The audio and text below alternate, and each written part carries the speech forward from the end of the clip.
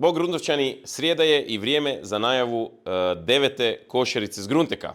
Pa evo da vidimo šta vas čeka u košaricama. Minjaci imaju ovaj tjedan opet 3 glavice salate, šarene, malo crvene, malo zelene, jedan debeli pušlek, 400 grama otprilike blitve, jedan pušlek